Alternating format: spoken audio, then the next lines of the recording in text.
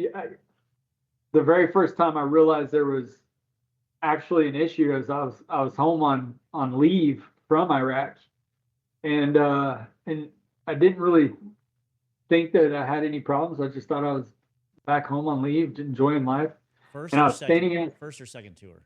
second tour. Okay.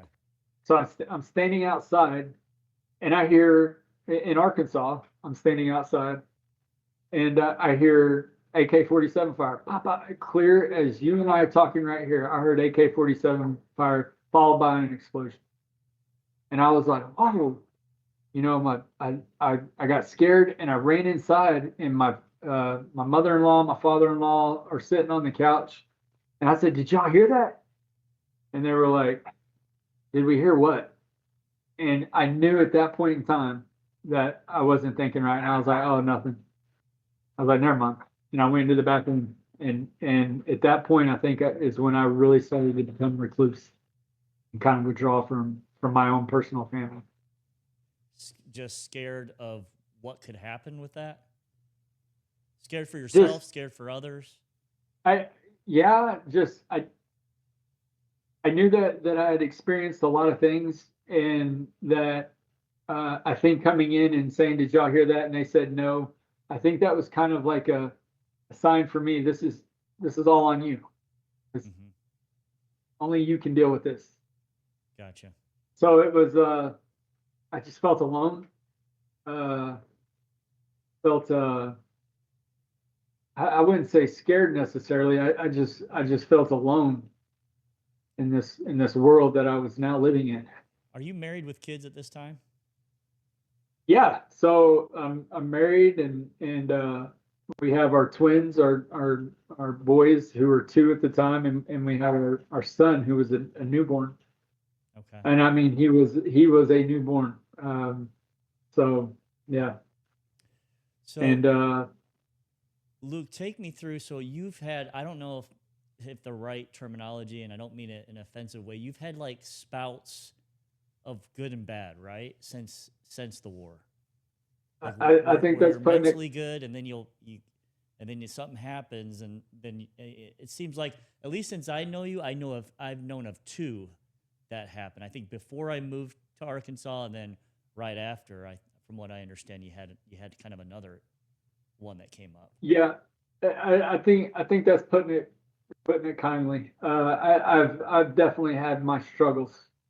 Um, you know, especially with addiction. So you come back, let's say you come back from an engagement like that, or combat, and the military. Oh man, they were so good at prescribing.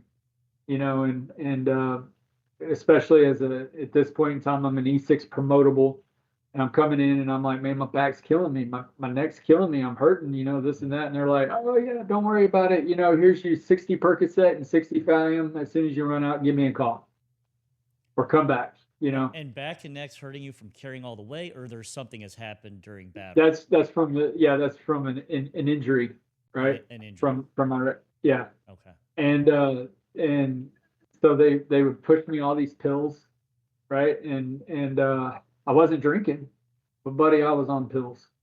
And I would take the pills, and I remember, I actually remember the very first time, um, that I had actually realized that pills were helping me. What I thought was helping me mentally was, I was sitting in the living room, and I was hurting, I was stressed out, I was quiet, I had a lot of anxiety going on, and my wife said, "Hey, Luke, I'm gonna run to this girls' party over at this girl's house, and we're gonna hang out for a couple hours, and we'll be back."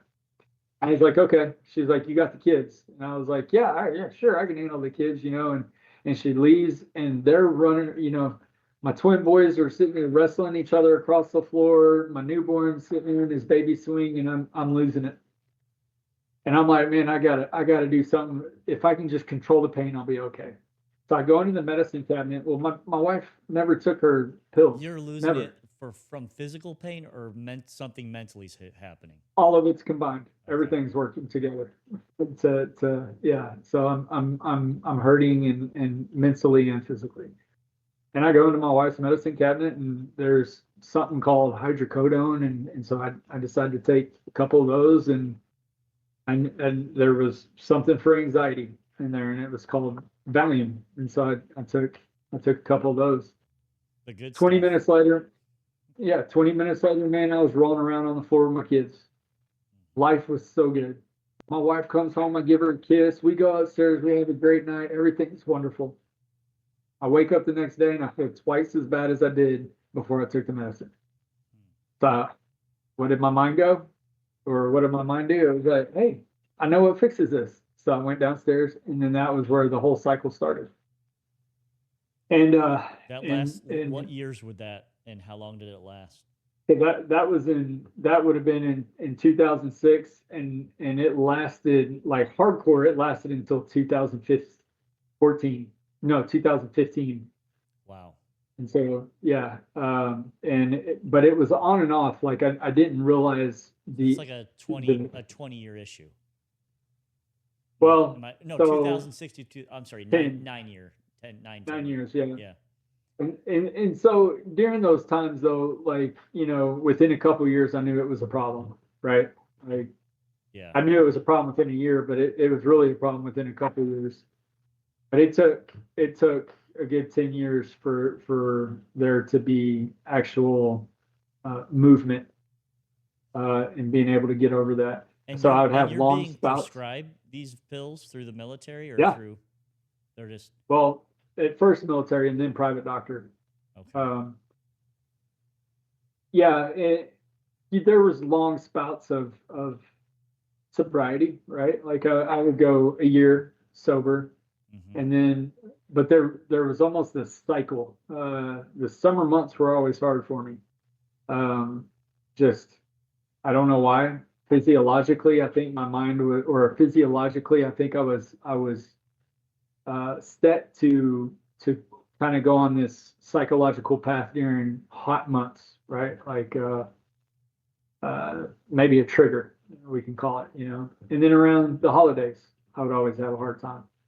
And so that went on, I would sober up, I would do well, and it was always, well, I've had multiple surgeries. I might end up having to go do a surgery or something like that, and so it was a struggle on and off for a really long time. And but yeah, so it Okay. was. So what got you off of that cycle? And I guess Well, well, let me be more specific. What got you off the medicine? yeah, so uh I knew it was not doing good for me. Uh-huh. And doctors had told me this, uh but more importantly my wife would tell me this. What really got me off of it was uh I went to it was a really bad place in 2015. Like mentally, not a not a the darkest it had ever been. Me and my wife were separated for about 6 months during this time, Hmm. and so some things happened within that. Nothing illegal or anything like that, but just with me personally, mentally, some things happened with me uh, that really I had to make a decision. Right, there was a point where I could either, and excuse me for saying this, I could either start a pistol, or I could start making some changes in my life. And every day since Iraq, there was that was always an option for me, and it was an option I always looked at as um, a very good option, like my go to. But I love my kids and I love my wife, and I didn't want to be without them. I didn't want them to be without me, but I didn't want them to hurt like I hurt. And that was part of the 6 month separation between me and my wife, and back in 2015, was that you know she couldn't take it anymore, and I certainly didn't want them to hurt anymore. And I knew it wasn't because of choices she was making. I knew it Right. wasn't because of choices my kids were making. I knew the cause of it. And so anyway, I had a choice in 2015. You can either do this or you can make some changes. And I decided to go ahead and start the long path of recovery. Do not get me wrong when I say there are still, well, I don't, not now. I would say 5 years ago, there's still moments where I would have a struggle, right? Like maybe a relapse for, you know, a month, or not even a month, like just a relapse. I just go and do it, get a prescription or something like that. Um, but the mentality, the drive, the want, what's best for my family, what's best for me, it has, that's what changed in 2015. I would say it's only been within the past 2 years that I've actually started to really love who I am as a person, and to recognize that I'm a very good man. And it's taken me a long time to realize that. And I think that was part of that pattern that created this cycle of addiction.